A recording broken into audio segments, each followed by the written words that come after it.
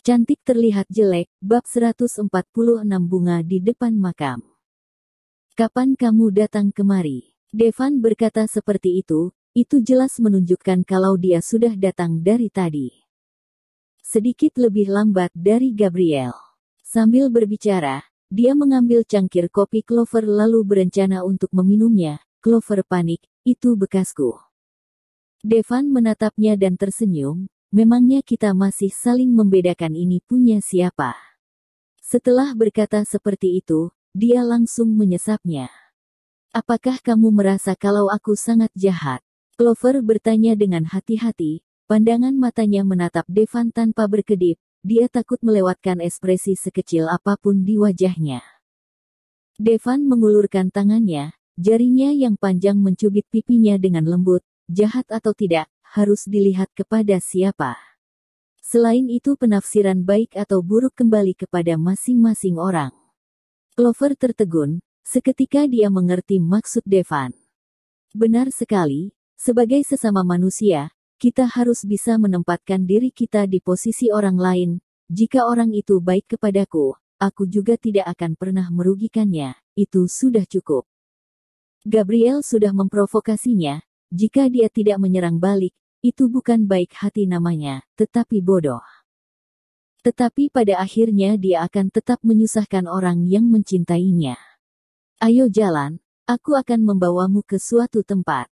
Saat ini di dalam coffee shop sudah penuh dengan orang. Clover melihat tangannya yang digandeng oleh Devan, lalu mendongak dan melihat pria yang ada di depannya. Clover menarik napas yang dalam, dia merasa sedikit terharu dan bahagia. Saat ini dia terang-terangan, tidak sembunyi-sembunyi seperti yang dulu.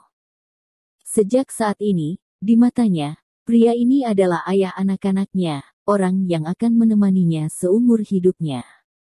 Demi dia tidak akan mengalah lagi kepada Gabriel. Sambil berpikir seperti ini, dia menggenggam tangan Devan semakin erat. Devan melihat ke bawah dan melihat ujung jari Clover sedikit memutih karena menggenggamnya dengan sangat kuat. Kelihatannya kamu tidak akan pernah melepaskan tanganmu lagi. Dia bertanya. Iya. Dia menganggukkan kepalanya dengan yakin. Kebahagiaan yang tidak terlukiskan mengalir di hatinya. Devan membungkukkan tubuhnya yang tinggi dan mencium pipinya dengan pelan. Bibirnya terasa panas. Clover. Wajah Clover memerah. Di samping mobil, saat dia melihat Clover mau duduk di bagian belakang, Devan mengerutkan alisnya dan berkata, duduk di depan saja, agak sedikit jauh, aku merasa kesepian kalau mengendarai mobil seorang diri. Kenapa tidak menyuruh supir untuk mengendarai mobilmu? Ingin berdua saja denganmu. Dia menjawabnya dengan sangat santai. Pipi Clover terasa sedikit panas, tetapi dia tetap menurut untuk duduk di samping kursi pengemudi. Setelah dia menyalakan mobilnya, Devan mengulurkan tangan dan menggenggam tangan Clover lalu menaruhnya di atas pahanya, ke-10 jari mereka saling mengait. Kamu menyetir mobil dengan baik saja. Clover menarik tangannya kembali. Kamu jangan gerak-gerak, membuat aku semakin tidak fokus menyetir mobil. Perkataannya membuat telapak tangan Clover berkeringat, wajahnya semakin memerah. Kamu tidur dulu saja. Jika sudah sampai aku akan membangunkanmu. Tidak mau, aku mau menemanimu mengobrol. Clover menggelengkan kepalanya, bisa bersama dengannya seperti ini lagi membuat dia sangat menghargai waktu mereka berdua, tentu saja dia tidak rela untuk tidur. Di sepanjang perjalanannya, mereka berdua hampir tidak pernah berhenti bicara. Clover menyadari kalau Devan benar-benar sangat pintar. Dia juga akhirnya mengerti IQ kedua anaknya yang tinggi pasti karena mirip dengannya, dia tahu akan semua hal. Selain itu, dia juga menyadari kalau Devan tidak terlalu banyak berbicara tetapi perkataannya yang sedikit itu langsung menuju kepada poin pentingnya, sangat tajam dan kuat. Pantas saja, meskipun masih sangat muda tetapi bisa sukses seperti ini, bukan hanya omong besar saja. Perjalanan mereka kira-kira menghabiskan waktu selama 2 jam. Melihat pemandangan di depannya yang semakin lama semakin familiar, Clover tanpa sadar membelalakkan kedua matanya. Ini adalah jalan ke makam ibunya. Kamu, bagaimana kamu bisa tahu? Setelah mereka bertemu kembali, dia tidak pernah memberitahu soal ibunya kepada Devan. Yang pertama karena waktunya tidak ada, yang kedua karena latar belakang keluarga ibunya melibatkan terlalu banyak orang. Dia masih belum tahu bagaimana cara memberitahu Devan tentang hal ini. Aku bertanya kepada Yuta, dia pernah sekali datang kemari denganmu. Clover semakin kaget, dia juga tidak ingat kapan dia pernah membawa Yuta kemari. Tiba-tiba terlintas di benaknya, saat itu setelah dia kembali dari daerah pelangi, saat dia berada di kota Wall, Yuta tiba-tiba muncul di tempat Hansen itu, pasti saat itu dia sudah mengikutinya sepanjang jalan. Makanya dia bisa muncul di saat genting.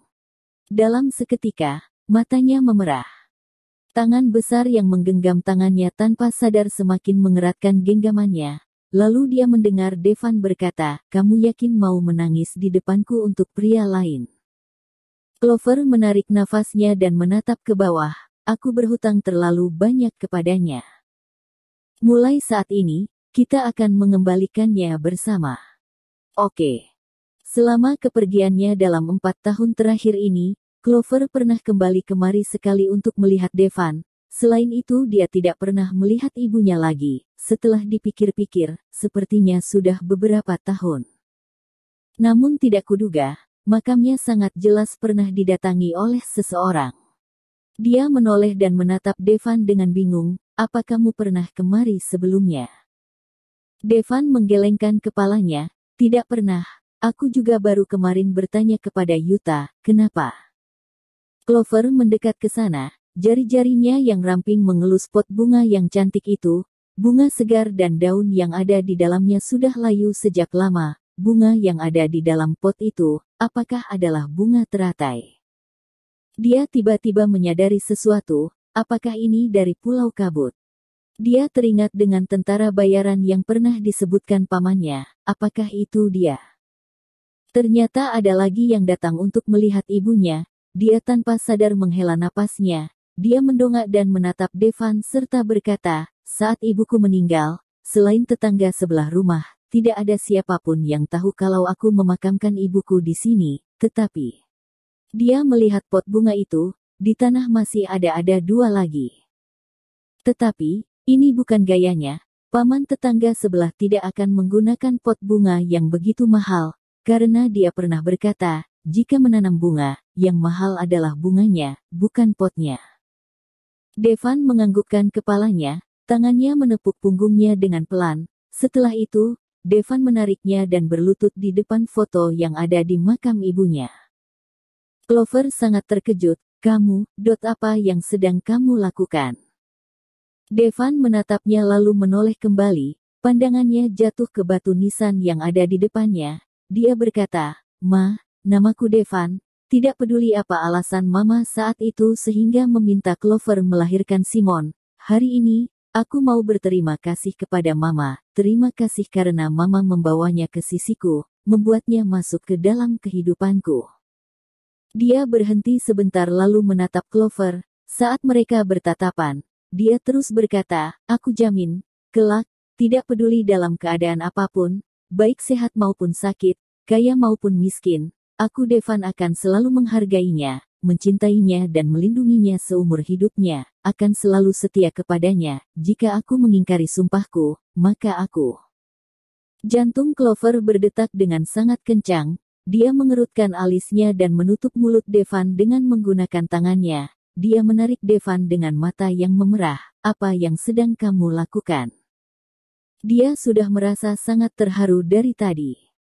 Seumur hidup hanya mencintai satu sama lain, tidak akan ada yang lain lagi. Berapa banyak orang yang menginginkannya, tetapi berapa banyak orang yang benar-benar bisa melakukannya.